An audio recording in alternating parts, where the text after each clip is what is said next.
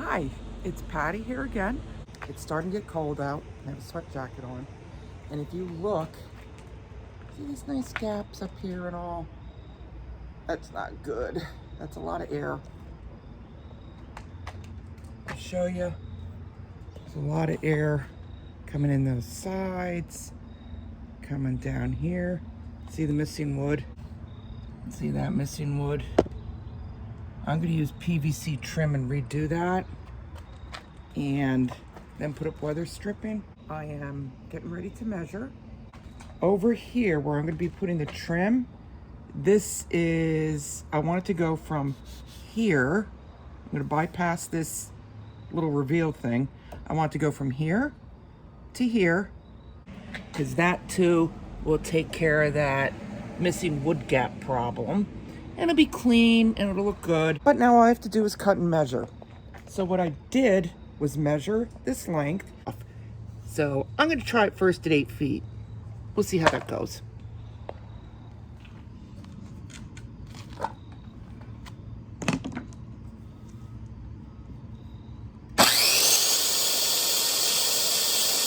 Yes, I was sawing on a paint can.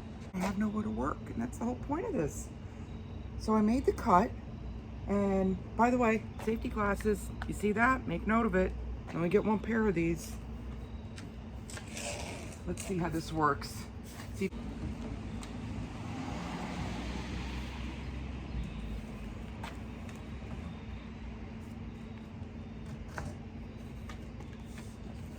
Yeah, it's too snug. I'd rather be a little heavy and keep taking it away. Okay. This time, I'm going for the actual 7 foot, 11 3/4. Obviously, I should have done that. I don't like working on the ground like this or sawing on a paint can, but job sites don't always give you what you want, right? All right, here we go. Okay, let's try this again. Yay! Good. Should have done it that first cut anyway. All right, so what I'm gonna do is use some brad nails or little finishing nails or something not too big, see, that you have hanging around, just to tack it up there, and don't hammer it in all the way in case you have to remove it. You know, leave a little, I don't know, whatever, 1/4 inch hanging, whatever is good. So if you have to back that material off, you can. You're not fighting to undo a nail. Don't secure anything too much right now. Wow, I have to say I'm pretty pleased. I got the first piece up. I'll show it to you in a minute. What I wanted to show you was, this stuff, as you see, it's like floppy, you know, and for one person and with distance and height, you know, it can be a little difficult to manhandle, especially the thinner stuff like this. So what I did was I took some extra wood I had and made a dead man out of it. So I kept that side propped up while I secured first in the middle. You know, I put a nail in, and then I went over to the other end, and when it was all secured, then I, you know, took it out. So also, I just have to say, hold on.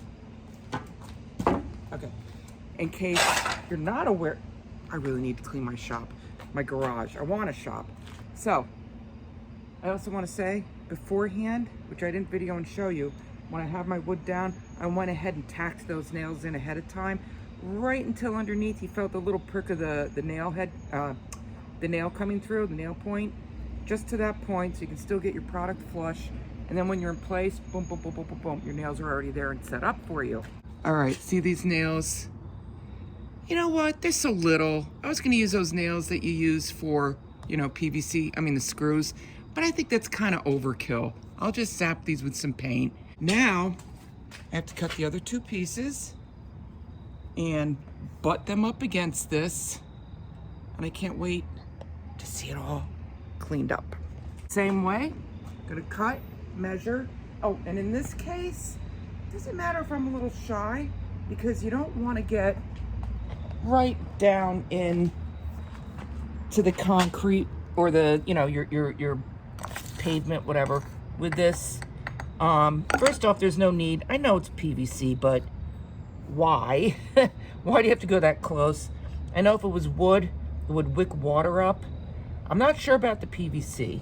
I'm not sure how that would react. But my point is, you know, if I end up here or whatever, it's not like a tolerance fit, you know? So, anyhow, here we go. I'm excited. Another little trick I like to use, right or wrong, I'm just sharing with you, is I have my piece of PVC set up, sitting on the ground. I hope you saw that. And it's like that.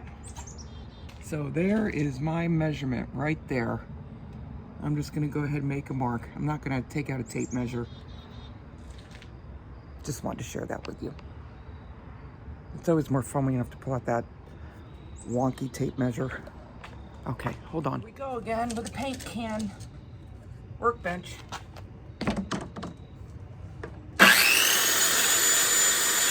It measures good.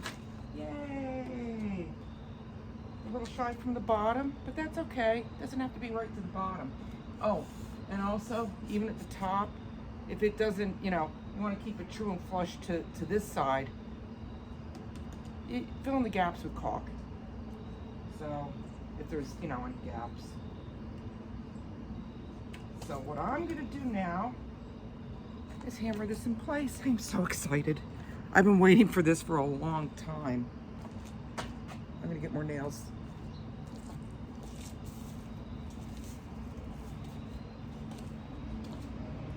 Where did oh, they're over here. They're right here on the ground. All right. Okay, here we go. Now this situation, I did not pre-nail anything because I'm just gonna use my knee to hold it in place.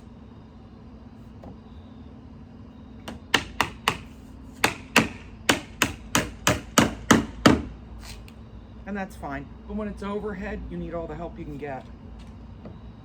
So, I'm line that up there.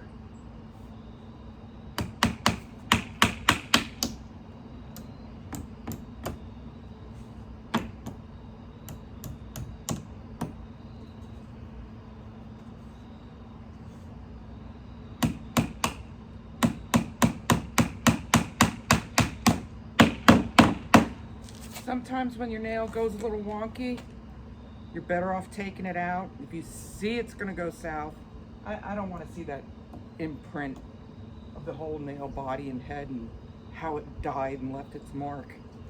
So that one I saved. Wow.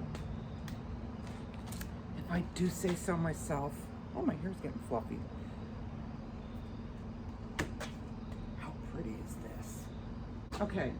Now what I'm gonna do is manipulate the garage door and get ready to put place the weather stripping, and I have to have the door closed for that, and we'll get it all snugging up there, and that really shouldn't be bad. It's just measuring and cutting. But again, the weather stripping is like blah, blah, blah, blah, blah. So on the top, when you put it up, you may want to have a dead man or a second pair of hands. Hey, news flash I want to share with you. See the old weather stripping at the bottom of the door? Well, the top weather stripping, I gotta cut and measure, right? No, I don't. Look what I did. I rested it on the door. See? Here's the weather stripping. I butted it up against it. And I'm gonna do the same over here. Yep, where'd he go? He's right here. And there's my mark. I already put weather strip on the other side. I'll show you right here. I put the weather stripping up here and it works great. Okay, I just wanted to point out that this existing seal on the bottom of the garage door, I couldn't find anything in stores to replace it. And really it's just because it's ugly. I figure if I have everything new, I'll do that too. But I can wait on that. I'm probably gonna have to order it online. So what I did was I took off this little tag corner because it was really abusing the stripping coming up and down, and it kind of started to cut itself anyway. So when we go to the other side, I went ahead and cut like a little bit of a 45 there and just took off that edge. All right, so now we're gonna work on this. So first I'm gonna close the garage door. That side's a little bit raggedy, but you know what? I can live with that. Okay. This stuff is a little bit thick.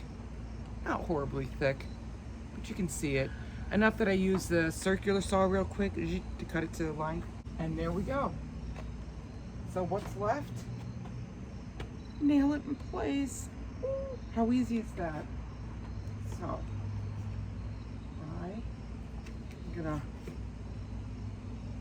let it stand still. Here's my nails and hammer.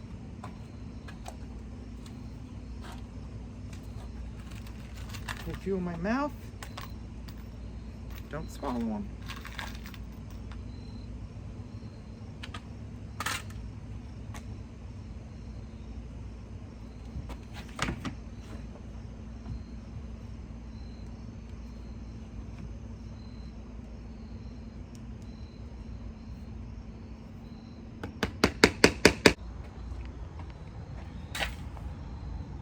So I went to the top. I want the seal to be against the door. Technically, I could make it like a 90 degree and stuff it in there. I'm a little less than the 90 degrees. So I want it about there. And as I go on my way down, can you see that? See, here's the weather stripping, here's the seal. All right. I want it to be about like that. Then I'll show you when the door is operating how smoothly that goes. I just want to make a note that as I'm hammering in, what I do is I get the nail placed. I'm hammering it in first. Then I push it into where I want it and then finish the job. Now let's see this door open. This is exciting. The first exciting part is that there's seals everywhere. Oh, I like that. I like that. Right up against the door. Oh, I feel so much better. Remember the beginning of the video? It had those gaps. I don't know. All I'm seeing is white now. No dark lines showing. Now watch it operate. I'll do it first from back here.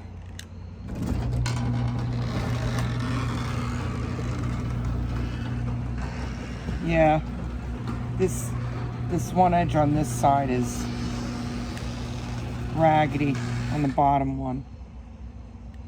I'll trim it a little more just so it doesn't drag and rip more.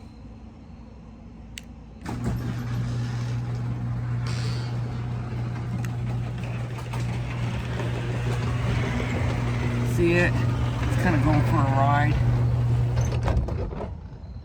So what I'm gonna do is trim it more.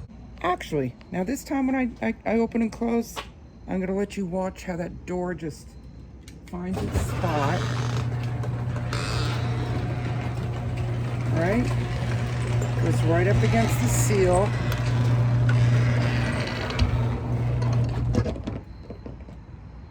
That's sweet.